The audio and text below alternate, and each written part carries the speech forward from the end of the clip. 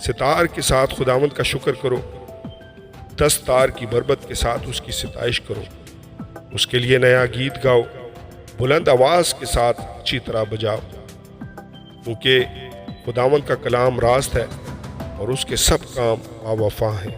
کلام مقدس پرانے عہد نامہ میں سے زبور کی کتاب، اس کا 35واں باب، ستائش کا گیت۔ اے صادقو، خداوند میں شادمان رہو، حمد کرنا راست بازوں کو زیبا ہے۔ ستار کے ساتھ خداوند کا شکر کرو، 10 تار کی بربت کے ساتھ اس کی ستائش کرو، اس کے لیے نیا گیت گاؤ، بلند آواز کے ساتھ اچھی طرح بجاؤ، کیونکہ خداوند کا کلام راست ہے اور اس کے سب کام باوفا ہیں۔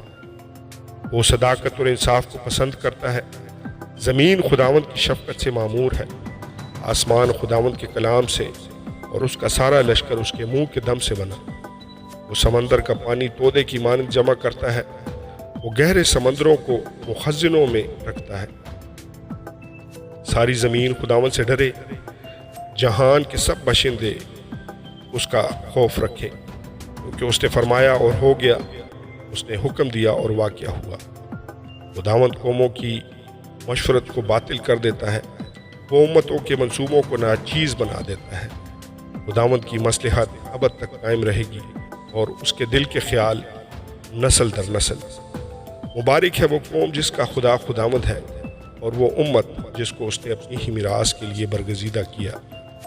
خداوند آسمان پر سے دیکھتا ہے، سب بنی آدم پر اس کی نگاہ ہے۔ اپنی سکونت گاہ سے وہ زمین کے سب باشندوں کو دیکھتا ہے۔ وہی ہے جو ان سب کے دلوں کو بناتا اور ان کے سب کاموں کا خیال رکھتا ہے۔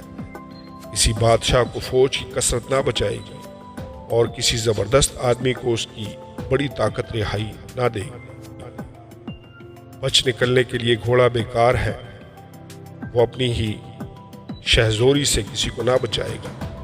دیکھو، خداوند کی نگاہ اس پر ہے جو اس سے ڈرتے ہیں، جو اس کی شفقت کے امیدوار ہیں، تاکہ ان کی جان موت سے بچائے اور قحط میں ان کو جیتا رکھے۔ ہماری جان کو خداوند کی آس ہے، وہی ہماری کمک اور ہماری سپر ہے۔ ہمارا دل اس میں شادمان رہے گا، کیونکہ ہم نے اس کے پاک نام پر توکل کیا ہے۔ اے خداوند، جیسی تجھ پر ہماری آس ہے، ویسی ہی تیری رحمت ہم پر ہو۔ آمین اور آمین۔